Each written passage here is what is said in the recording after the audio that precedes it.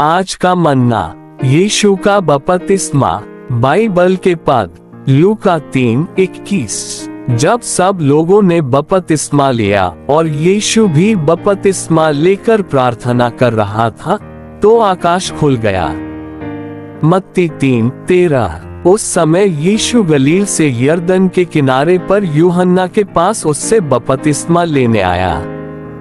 मत्ती 3:14। परंतु यूहन्ना ये कहकर उससे रोकने लगा कि मुझे तेरे हाथ से बपतिस्मा लेने की आवश्यकता है और तू मेरे पास आया है। सेवकाई के शब्द, यदि हमें मनुष्य उद्धारकर्ता के बपतिस्मा के महत्व की उचित समझ होनी चाहिए, तो हमें आगे इस बात पर विचार करने की आवश्यकता है कि नैतिकता का सर्वोच्च मानक क्या है।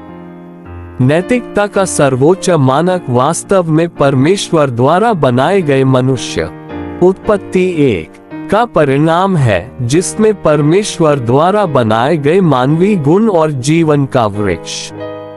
उत्पत्ति 2 है एक ऐसा वृक्ष जो परमेश्वर को उसके सभी दिव्य सद्गुणों के साथ हमारे लिए जीवन के रूप में दर्शाता है।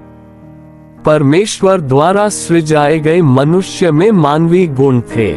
ये गुण परमेश्वर के स्वरूप और उनकी समानता के अनुसार हैं। विशेष रूप से ये गुण परमेश्वर के प्रेम, ज्योति, पवित्रता और धार्मिकता के अनुसार हैं। उत्पत्ति के अध्याय 2 के अनुसार परमेश्वर द्वारा सृजाए गए इस मनुष्य को उसके मानवीय गुणों के साथ जीवन के वृक्ष के सामने रखा गया था। जीवन का वृक्ष परमेश्वर को उसके दिव्य सद्गुणों के साथ जीवन के रूप में दर्शाता है।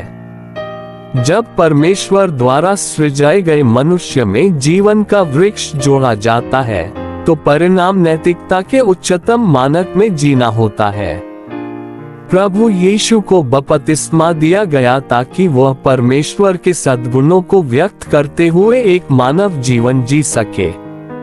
हालांकि प्रभु यीशु एक पूर्ण और सिद्ध मनुष्य थे, लेकिन परमेश्वर को व्यक्त करने वाला जीवन जीने के लिए उन्हें अलग रखा जाना आवश्यक था। बपतिस्मा लेने का सीधा सा मतलब है अलग रखा जाना, समाप्त किया जाना और दफन किया जाना, ताकि हम अपने आप से नहीं बल्कि परमेश्वर के द्वारा जी सकें। अगर हम इस तरह से अलग रखे जाते हैं, तो हम मानवीय गुणों में व्यक्त दिव्य सद्गुणों के साथ एक मानवीय जीवन जीने में सक्षम होंगे। आमीन। कल जारी रहेगा।